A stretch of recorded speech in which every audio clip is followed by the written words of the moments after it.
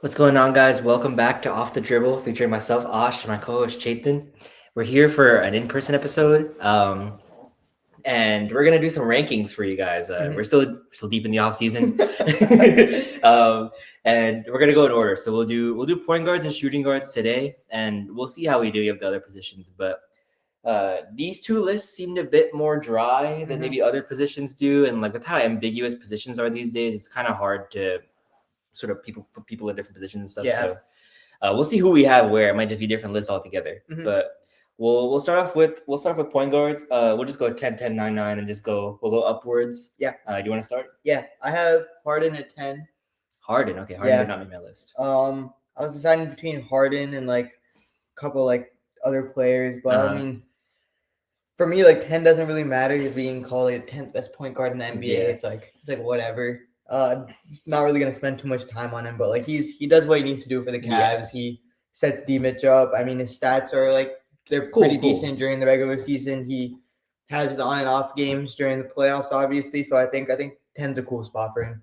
Yeah, 10 it might be early. Yeah. But I went Dylan Harper. Okay. At 10. He might be the best point guard. In my opinion, he is the best point guard on the Spurs. Yeah, he is. He's such a good interior finisher. I mean, I said it over and over again. When he shoots 70% from the paint in college at Rutgers, when you have nobody to give the ball to, like it's crazy. And he translated that to the NBA pretty well. Pretty good mid-range jump shot too, and he's developing the three. Pretty good passer, really aggressive defender. Yeah. So I mean, what's not to like? And he's only going to get better. So I'll have Dylan Harper at 10. That's a good pick. Not a bad pick. At 9, I have Jamal Murray. Okay. So I didn't make that list. Yeah. Again, like had a decent regular season this last season. He started off like I think the way people expected him to like kind of start off like past regular seasons with how he plays in the playoffs. He did slow it down towards the second half of the regular season.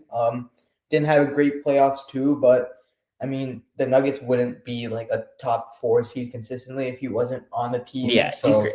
I'll put him at 9. 9, I went new Minnesota Timberwolves point guard LaMelo Ball. Nice. I still think one of the most underrated players in the league. Yes, can he be inefficient at times? Yes. Can he be a lax defender at times? Yes. But at his peak, bro, he could like when he's on that game against the Lakers this season, he could be like top 5 on some nights. So he dropped like 30. He had 30 at 35, like 35, 12 and 7 or something. Something crazy. And yeah, like I said in previous episodes, I think he's going to give you guys like 18 and 12 this year, which is, I mean, if he's able to set you guys up that much, he's gonna really change the way you guys play basketball. Yeah. And yeah, I mean, to me, there aren't like 10 better talents at the point guard position than him. Yeah, I just have him one spot higher. I'm at 8.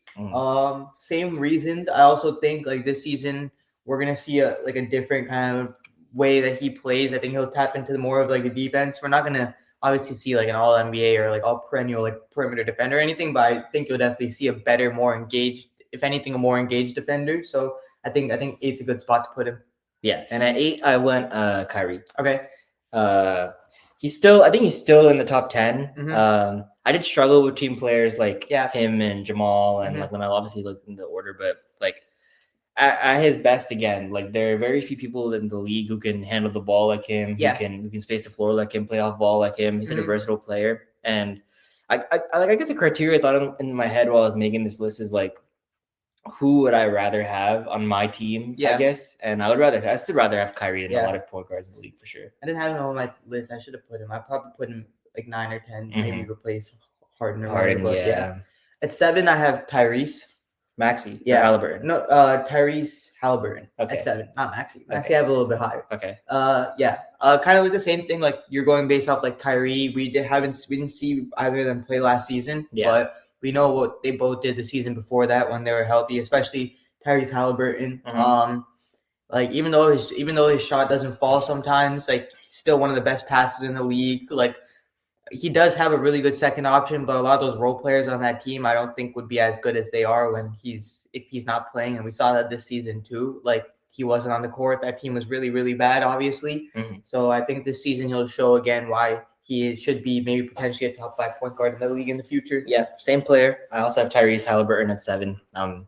Led one of the best offenses in the league, probably the best offense in the league the season he was healthy. And like you can see the drop off, bro. Yeah, definitely. They had a top 5. I mean, Yeah. pick one of the Clippers. They Again, had a top 5 pick. I think the Pacers were like ready to be a bad team. So but realistically, they're still going to be a 12 to 13, 12 seed or lower, no matter what. Yeah. Like, were they a 20-win team? Probably not. But were they like a 40-win team? No. Probably not. So like, they're somewhere in the middle. And like, he's the engine that runs that team. Yeah. Like, even though I'm pretty sure Siakam won Eastern Conference Finals. He probably would have Finals MVP too. But like, he's still the engine behind such an impossible to defend offense. And I definitely want to say. And such a clutch player too. Exactly, bro. Didn't even talk about that part. We're at 6 now, right? Yeah. At 6, I have Steph Curry. Whoa. Yeah. Okay. Yeah. Is this low for Steph? I think so. Really? Okay. I thought this was like good for Steph. You think so? Yeah, I think. Maybe I'm glazing. I don't know. I mean, I'm usually the Steph Glazer on the podcast. So that's okay. Yeah. I mean, Steph does what Steph does still. Like, he'll still give you like 25 a game.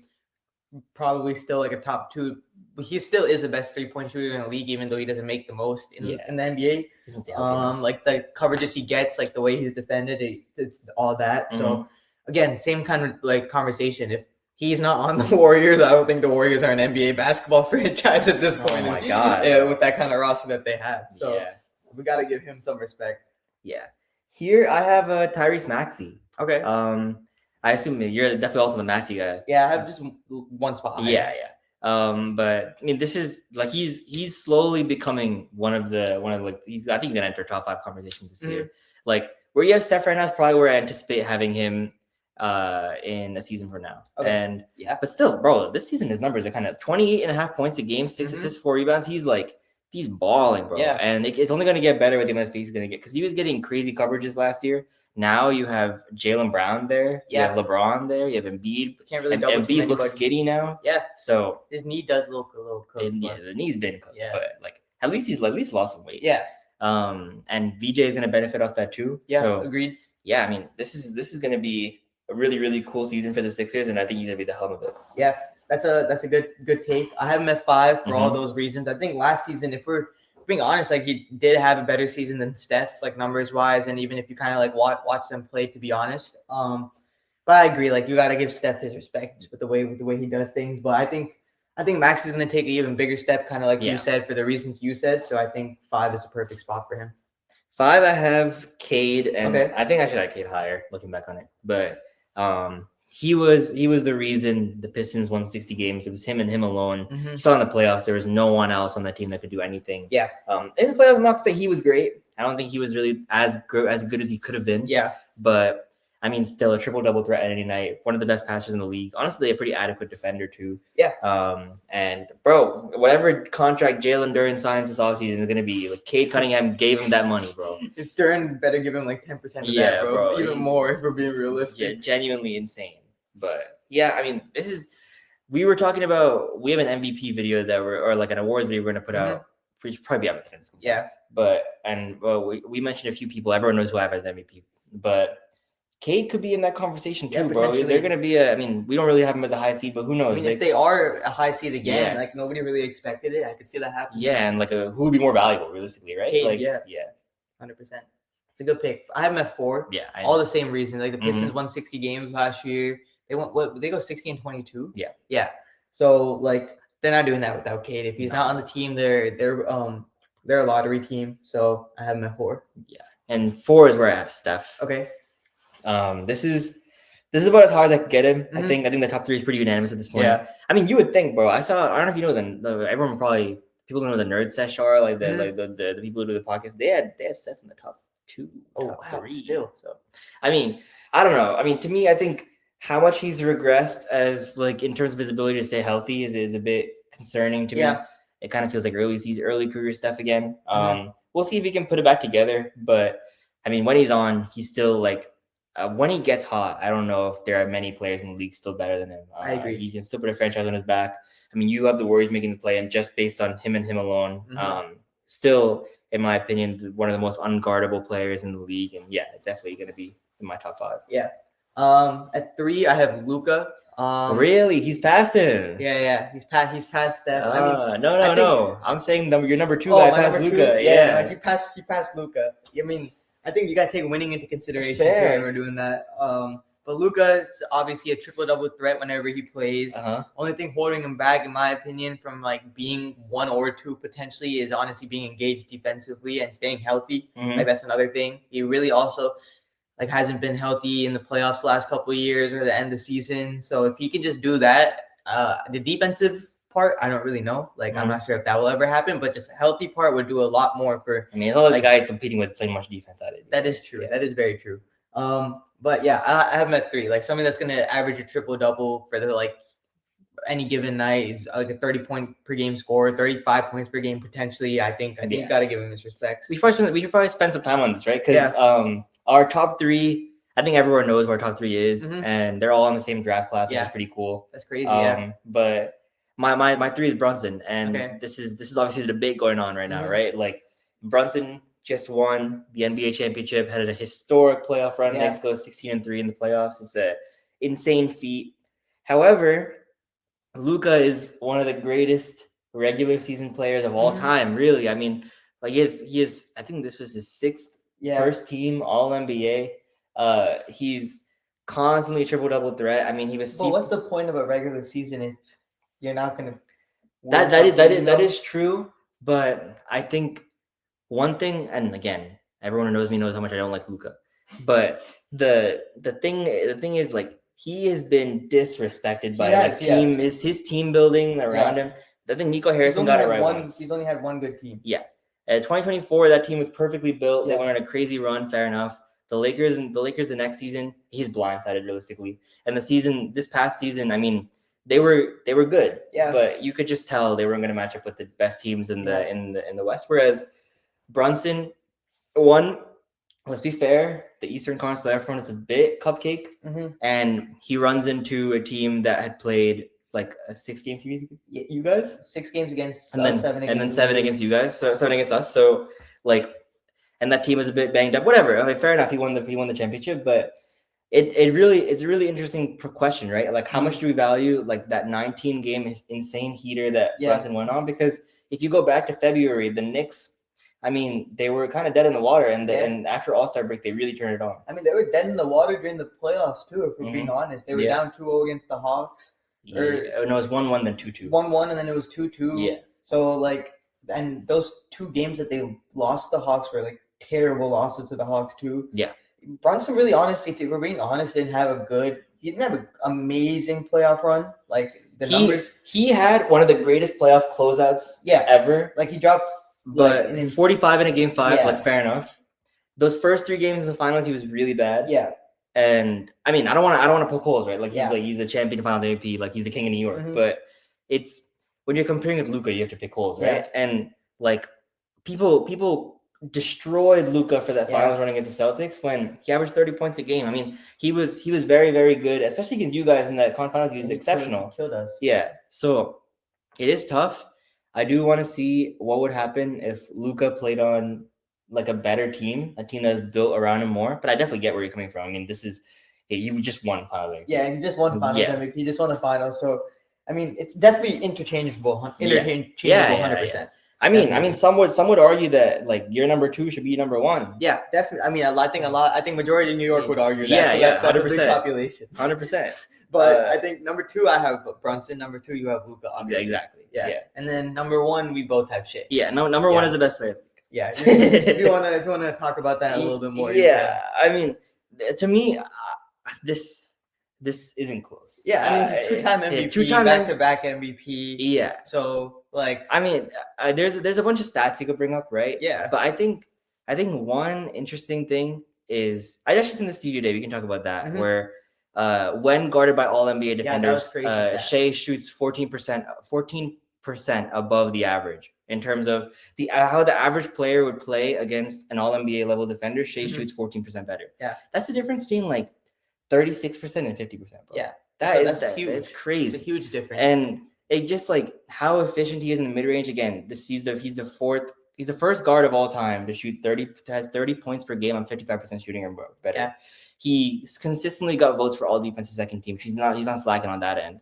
And this is back-to-back MVP. Yeah. Put together two of the best guard seasons of all time. That's one of the best guard peaks of all time. Yep. I mean, The regular season, yes, I agree with your Brunson and Luka point. The regular season only matters so much when you can't deliver in the playoffs. But Shea delivers in the playoffs. It's not this guy's not delivering in the playoffs. Like, he just made the conference finals. Like, he just won the championship the year before. Yeah. So, if Brunson gained MVP, then we can start talking, right? Agreed. And I'm not gonna be biased. If Brunson gets MVP, and if you want to put him above, I'm not gonna say anything. Mm-hmm. But I'd like to see it happen. Yeah, is all I'm saying. I also I think too, he also got.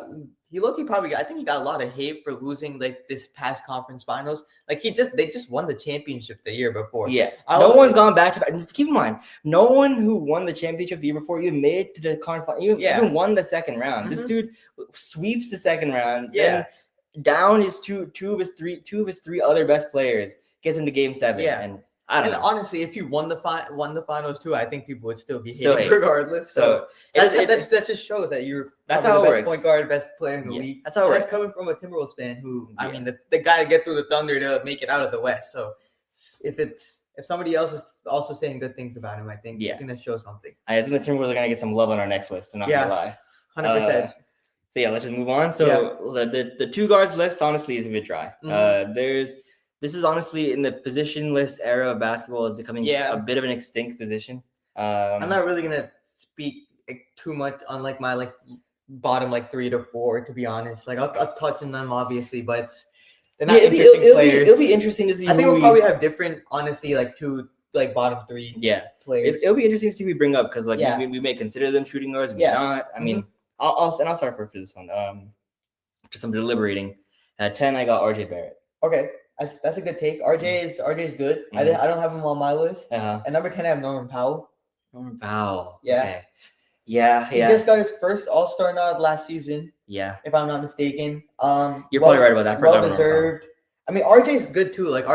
He's actually been a lot better for the Raptors since. Yeah, I was really happy with his playoff run. He averaged 24 points a game. I was like, I should probably reward him with a 10. He's improved his 3-point shot too. Mm-hmm. I think Norman's just been really consistent throughout the last couple of years, and then even last 2 to 3 years, he kind of upped that usage when he was given a bigger role, and he's produced with that. So I'll put him at 10. The way the Heat managed Norman was a bit confusing after the injury. They put him on the bench for a bit. I didn't get that. At 9, I have Nickeil Alexander-Walker. Okay, I didn't know if he was a shooting guard. I just, for the criteria, guys, I just went on NBA.com. That's valid though. I would also probably have him on my list. Yeah. But at 9, I have the other Hawk, CJ McCollum. Ooh. Yeah. See, I thought he was a point. But he actually might be. I thought it was switched for them. I thought Nickeil plays point and then CJ plays a 2. Yeah, I mean, I don't know. I mean, you guys. I'd probably have Nickeil at this number anyways if I had. We'll just say Atlanta Hawk. Yeah, we'll say Atlanta Hawk. Backcourt, one of the backcourt players. Yeah. But I mean, CJ had a tremendous playoff first round against the Knicks. Mm-hmm. The whole reason the offense was able to kind of produce. The Hawks offense too, when they traded for him, they started doing a lot better. I mean, better than Trey, bro. Yeah, they were doing better than Trey when they got him. So I'll put him at 9. Yeah, and I like Nickeil. I mean, I think I'm a huge Nickeil fan. He has a chance to really cement himself as their second best player this year. And agreed. He's such a versatile game. Yeah. I didn't know how good of a downhill game he had. He's really good at finishing around the basket. Mm-hmm. Obviously, everyone knows how great a 3-point shooter he is and how good a defender he is. Super well-rounded player. Mm-hmm. He was rated higher than. Obviously, him and Shea came up together. He's rated higher than Shea for his whole entire life until he got to VTech, and then Shea took the. It's crazy how good he could have been maybe if he got his own team. Yeah. But, I am at 9. Valid. Who is your 8? At 8, I have Desmond Bane. Okay. At 8, I have Amen Thompson. Damn, bro, you don't like Amen. Yeah, I mean, he's not one-dimensional, I would say, but somebody that's not. A lot of other players on this list are also one-dimensional because they don't have the defensive side like he does. But I mean, it's shooting guard, so you got to score the ball a little, in my opinion. Yeah. That's just my take on the position. He averages what do you average this year? He's 15 or 17, I think, maybe. I think 17, if I'm not mistaken. Yeah, but I think I just like him probably more than. Yeah, but I'll have him at 8. What is it? 17 a game? He had 19 a game. 9. Okay, that's not bad to be honest. Actually, 18 a game in the regular season, 19 a game in the playoffs. Not bad. So I had Desmond Bane. Yeah. I mean, cool player. Mm-hmm. I have one spot higher. Yeah, great shooter. Yeah. I mean, you have one spot higher. Yeah. I think one of the players I have you as a point guard for sure. Okay. But yeah, I mean, he is he worth 4 first-round picks? No. But I mean, he does provide a pretty integral piece shooting to that Magic team. They really have no shooting without him. In the playoffs, he's probably their Actually, Paolo's pretty good in the playoffs. Him and Paolo were like their only options they had in the playoffs. During the regular season, though, he's probably their most consistent player. Easily. Yeah. So definitely a worthwhile trade, I guess, for them. Yeah. I've met it. Yeah. I have Bane at 7 for the same exact reasons. We probably thought the Magic would have been better because the one thing they lacked last season was shooting. But, I mean, they had a slow regular season, so hopefully they can put it all together fully this year. I don't really care either. What's the 7? Yeah. 7, I have Con Knipple. Oh, I forgot about Con, low-key. Yeah. Con, because Con kind of looks like a 3. I don't know how to make sense. But he's definitely a 2. Yeah, he is a 2. Great shooter. Yeah. I mean, we waxed lyrical about how much LaMelo Ball would have meant to his career, but let's talk about how the positives of Con. I mean, one of the best shooting seasons, rookie seasons probably ever. Probably the best shooting rookie season ever. He almost had 300 threes, didn't he? Yeah. Something like that? 215. Something crazy. And or 250 maybe. I think maybe more than 250, I think. Yeah, something around there. Or 270 maybe. I think it was 270. All right, it keeps going up. But I think he shot 50. Yeah, I'm pretty sure it was 270. I think it was 270. 50% from the corners and threes. He's one of the best shooters in the league already as a rookie. He's only going to get better realistically. Do I think that he's going to get better next season? No. But I think it's time to get used to playing without LaMelo, obviously. But he definitely has the ability to put that usage to use. Especially like if Nas can like sort of put it together as a starter, like they're gonna so much spacing. Hella spacing. The Brandon Miller is one of the best shooters in the league. Like Con, Kobe White, Kalkbrenner. I don't know if he has a. But they're gonna start Steinbach. Oh, okay. Yeah, that's not the best. Steinbach or Diabate. Yeah, Diabate. I mean, doesn't have a shot, but you can do with 4. Yeah, he's just a glue guy. Yeah, you can do it four spacers. Spritz 6, right? Yeah. 6 out of Tyler Hero. Did not have him on the list. Yeah. I'm a little bit of like, I'm not like a fan, I would say, of Tyler Hero, but I think he's cool. I think he's a cool player. I think when he's healthy and he like the season he put it all together, he was an all-star. For the Heat. He's like always averaged like 20 to like 23 points per game. He's taking boxing lessons now. Yeah, he's taking. I wonder why. He's getting his ass beat. Yeah, I wonder why he's taking boxing lessons. A man beat his ass. Dude, and then Ben the crazy thing is when a man beat his ass, I'm pretty sure Tyler Hero dropped like 30 that game. He had 40 on him, but no one cared. Yeah, no one cared. And he won the game too. Yeah. I talk about this all the time, bro. No, but you can't come back from that, bro. You got face planted. You can't come back. Yeah, a man did put him on his ass. Yeah, you can't. I'll give him that. But when he's healthy, like he's a 3-level scorer, great 3-point shooter. Sometimes when I watch him play, there's a couple times where I'm like, why are you taking that shot? But obviously that's why he's at 6. The bad comes with the good. The bad comes with the good, exactly. Yeah. So we'll see how he does with a lot more freedom and probably number 1 option on the Bucks. So we'll see if his numbers go up. This is where I thought you might have him as a point guard, but I had Stephon Castle here. Oh, I thought he was a point guard. Yeah. So this is where it gets confusing because everybody online listed him as a 2. So I'm like, if I had the same criteria for Nikhil, I have to do the same criteria for Stephon Castle. And I mean, he had a great playoffs too. He did have a good playoff run. He just couldn't miss from 3, yeah, which is really frustrating. Really, really good defender. Definitely gives Shea a lot of troubles. And he's only going to get better. Future All-Star is definitely in the cards. Someone said best American player in the league is coming up soon. That might be a little diabolical, but crazy. I mean, he insane college career. Then parlayed that into one of a really, really solid NBA career so far. Agreed. That's a good pick. We're at 5 now, right? Yeah. 5's I have Austin Reeves. Fuck, am I missing someone? Maybe. I mean, these top 4 I think are. Yeah, I'm definitely missing someone then. Yeah, 5 I have Austin Reeves. I'm not a huge Austin Reeves fan, but you gotta give credit where credit's due. When Luka's not playing, he takes that like point guard role, especially when LeBron's not playing too. He's a very above average passer and can find the open man. He can run an offense pretty well. He's honestly pretty decent out of a double team too. Like he can make the right pass, and he's improved like his scoring like tremendously. He gets to the free throw line like I think at one of the most like high rates in the league too. So I got to give him respect. I'll put him at 5. Yeah, it's where I meant Thompson. Okay. I think, I just value defense more than you, bro. Yeah. But I think you can make an argument he's a top 5 perimeter defender in the league. Yeah. And the offensive game is there, kind of, bro. I mean, it's 18 points a game is 18 points a game. You know what I mean? Yeah. So half of them are like fast break dunks. Yeah, I mean, you got to get yourself in position, right? You got to get yourself. If we're giving Giannis credit, you got to give him Menberg. That is true. And I mean. Giannis averages 30. No, but Giannis was averaging 30 year too. That is true. That is also valid. Yeah. Give him some time, bro. Yeah. But I think I value what his ceiling could be. Okay. And again, the criteria I used in the beginning of like, would I rather have him or X player? I'd rather have a man over anybody I've listed before. So I'll take a man. We're at 4. Yeah. At 4, I have Jaylen Brown. Fuck. I thought he was a 3 in my head. I think is he a 3? Because I don't know. Because in my head, VJ is a 2, so he's a 3. Oh, but no, you could be right because he definitely was 2 the entire time with Celtics. Yeah, I'll give it to you. I'll give it to you. I mean, but damn, you think Jaylen Brown a 4 then? I mean, some people probably put him at 2. To be honest, yeah, some people put him at 3, definitely, probably. But I definitely like the person I have at 3 better. But we know Jaylen Brown, in the MVP conversation last season when Tatum was hurt, led the Celtics to a 2nd seed, even though when he wasn't playing, they didn't lose. Didn't lose at all, yeah. So whatever. We're not big Jaylen Brown fans. Yeah, we're not big huge Jaylen Brown fans, but I mean, he definitely can put the ball in the basket. Not like crazy efficiently, and also not super inefficiently. Just at like around like the average. He just has a ridiculously high turnover rate. Yeah, he has a ridiculously really high turnover rate, and his shot diet is kind of crazy sometimes, which is another reason like he doesn't pass the eye test for certain people. Yeah, but he is a winning player. Like if we're being realistic, so I have him at 4. Yeah, now I'm just about to be behind you now. I have a pause. I have Austin Reeves at 4. For all the reasons you said, for high free throw rate is really cool.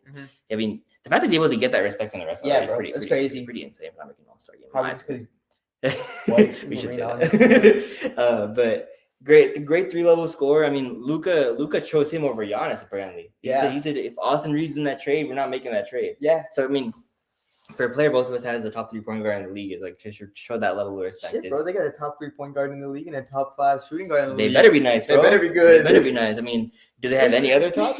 No. But putting that top 3 point guard in the league with that top 5 shooting guard in the league might not be the best combination. We'll see. I mean, they did just pay him 40 M's? Yeah. 50 M's? 40 M's?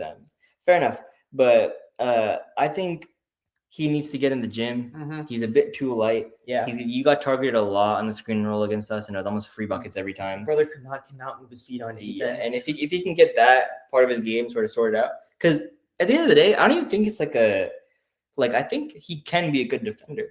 But there's like some clips I see where like it just looks like his feet are like stuck in mud. Yeah, I think he gasses out because like so? You have with the way he does play offensively, he plays downhill all the time, bro, and like Luka's kind of just standing around sometimes.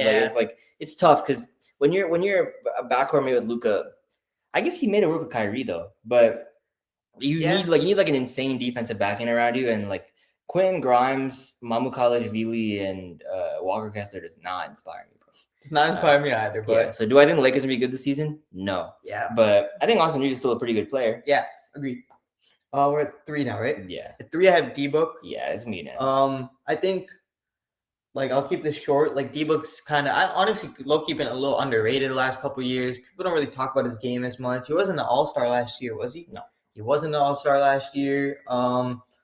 He, starts for Team USA, too, I'm pretty sure. And he plays lockdown defense, bro. It's so confusing. He's, one of the, star players in the NBA where, if you ask him to do something, he will do it. Mm-hmm. And I had so much respect because with what's gone on with the Suns over the last 2-3 years with the Bradley Beal situation and then KD leaving and everything. First of all, he was changed. His whole role has changed from being a legit just a score first shooting guard to being a pass first kind of initiating the offense point guard. Kind of took shit for not transitioning well into it the first couple of years when it happened or the first year. Honestly, I think he's a great he initiates the offense amazing. I think he passes the ball amazing. Doesn't really he turns the ball over a little bit, but I mean is not a natural point guard regardless. They still have not given him a natural point guard. I mean, they think Gillespie's gonna be the answer. I don't know. We'll see. Yeah. I think he can have it in him, but I'd rather you pair. They did pay him, but I'd rather you pair somebody up that's done it already next to a player like D-Book. But I guess with that saying, I think the other 2 players have just regular season wise and honestly playoff wise kind of been numbers wise produced more. Yeah, I mean, I D-Book as well. He didn't really show too much honestly in the playoffs this year. We kind of shut him out, but I mean, according to him, the refs are just on our side. So I mean, what could he possibly do, bro? I don't know. But in the regular season, I mean, I think he has been a bit underwhelming at times. Yeah. Which is why he's lower on this list. I mean, you like 2-3 years ago, you'd have had me arguing he was like the best shooting guard. I think 2 years ago, this is probably 3 years ago or 2 years ago, there was definitely a big debate of who's better, D-Book or Ant. Yeah, 100%. And I mean, I probably was on D-Book's side at that point. Now, I mean, it's kind of ridiculous. But, I mean, that honestly just goes to show how good Ant is. We can talk about him later. Mm-hmm. But how balanced of a scorer he is. Perfect sort of mid-range 3-point inside game. Yep. If they just paired him alongside like some decent defenders, bro, and like one more option, they could go kind of far. Instead, they just paid Dylan. I mean, they paid Dylan Brooks. They paid him what, 3 years, $73 million. Yeah, honestly, that's not bad actually for Dylan Brooks. That's actually really good for Dylan Brooks. Mm-hmm. So, I just wish he got the chance to like. I just wish he got his wish and he went to go play with Detroit. Cade. That'd be like that. Actually, be kind of cool to watch. Yeah, I just think he'll never leave. He'll never like himself ask out. Yeah, like that'll never happen. Kind of like a Giannis like 3 years ago situation. Yeah, where he probably should have done it sooner. He probably end up leaving and then like it'll end up. Who knows what happens? Yeah. But at 2 out of D Mitch. Yeah. Donovan Mitchell. Again, like 26 to like 28 point per game, potentially 30 point per game scorer. Does it consistently for the Cavs. Playoffs, honestly, like he does really consistent. He just this year's a bit he was okay this year. Previous years, he's amazing. Obviously, you know what he did in the bubble too. Like he was amazing in the bubble, even though that was like 6 years ago. But just like would want to see more playoff success. Maybe potentially go to the finals or something like that. But with the way the East is stacking up, make the conference finals, bro. At least he made the conference. No, he just made the conference finals. Yeah. But again, like that's exactly win a conference finals. Win is a conference finals game or something like that. And then to potentially move up, but the East is getting better, so it's going to be harder for him to do. Yeah, same. Donovan Mitchell as well. I think honestly, if you had put me in a lie detector test, I'd probably say I'd rather have D-Book on my team, bro. I'm not gonna lie. Still, I just like his game more, but you can't deny results. Yeah. Like he's just been the better. He made All-NBA first team last year. He's just been the better regular season player. He's in MVP conversation last year too. Yeah, he was almost averaging 30 last year. Exactly. They won 64 games. Yeah. So you can't, and he just got paid. You can't deny the results. Yeah. So yeah, D Mitch is here. At 1, I think we both have Anthony Edwards at 1. Yeah. We all know what he can do. He just every single year he just gets better and better. He says he's gonna do one thing in the off season, kind of comes in the next season, kind of changes his game and does what he's supposed to do. Kind of really changed his whole game by being like one of the best 3-point shooters in the league. Like I honestly did not expect that happening when we drafted him. And this going into this year, I think this is his best chance to average 30 points per game and potentially be in MVP conversations. He really should be taking that next step and getting that. He's got to do it, bro. Yeah, getting that point guard help with LaMelo. Like these are probably going to be the easiest looks he'll ever have since he's been in the league, probably since his rookie season, maybe his second year in the league. Not going to probably exert as much energy during the regular season, but like he does. So I think he's going to get back to being that. You think consistent too? Yeah, I think so. I think they're full send, bro. You think so? Because you think we're gonna gun for like being a top 3 seed? I mean, yeah, you'd have to be a top 3 seed for him to be an MVP too. And you got to, bro. Like this is like we the Timberwolves. How many years are we gonna keep being a 6 seed and everyone gonna Timberwolves be like, are always exactly. And they're always right. You can't sleep on the Timberwolves. You're always right. But like at the same time, you got to prove it in the regular season at one point too. And at some point, home court advantage does matter. Yeah. Like the best teams in the league try. You know what I mean? Like not everyone can be LeBron James. Yeah. And yeah, I have Anthony Edwards here as well. I would love to see Ant put it together in the regular season because this is what 2 years ago you guys were the 6th seed. Last year, 2 years ago 5 seed. No, we were the 6th seed the last 2 years, and we were the 3 seed. 3 seed the year before. 3 seed before that when you beat. The 3 seed was when he was like probably most consistent on defense and offense. We were the 6th seed against us. We were the 6th seed against you guys. Yeah. Fuck. All right. But yeah, I mean, this is 2 back-to-back 1 seed out of the play-ins, bro. Yeah. Like we gotta change it up a little. We gotta put it together, especially now because the West is a tad bit worse than it was last year. Definitely. You guys can jump the Rockets. You guys can jump the Nuggets. Yeah. You guys should not be finishing behind. Made a move in the offseason, have they? Have they made a move in the offseason? They sent Lonnie Walker. Oh, they just did, right? Mm-hmm. Shit. Fuck. But they're going to trade Payne Watson to Cleveland probably, or Cleveland or Milwaukee. They're going to change. Who do you think would be better? Milwaukee. Honestly, dude, if he's on Milwaukee, that team could be kind of cool. Then you get Burris Hero, Peyton Watson, Amen, and Miles Turner. That's actually not Khalil Ware. Khalil Ware. Oh, sorry, Khalil Ware. Yeah, fuck Miles Turner. That's a pretty sick starting five. Like, that's a great 35-win team. Maybe if they get lucky, they could be a 10 seed. Nah, East is so deep. I had like the Cavs as the 10 seed. Yeah, I forgot who I had as 10 seed, but it was definitely. East is dumb deep. Like I think you're the Magic as the 10 seed, bro. That's a lot. That's crazy. Yeah, I mean, yeah. Some people probably wouldn't have the Magic as the 10 seed. Yeah, but I don't know. Yeah, but sidetrack. I think and definitely has MVP upside. Yeah, I just would love to see it show in the regular season consistently for 82 games. Mm-hmm. Agreed. But yeah, that was our episode for you guys today. We did our point guard rankings and our shooting guard rankings today. We'll probably come back on next episode, do small forward, power forward, and then do centers another episode. Yeah. And then we'll try and get a football episode out to you guys too. We've been wanting to do one, but I mean, it is definitely more interesting to talk about basketball. Yeah. But until our next episode, keep following us on YouTube, Instagram, and TikTok. And we will see you guys next episode. Peace.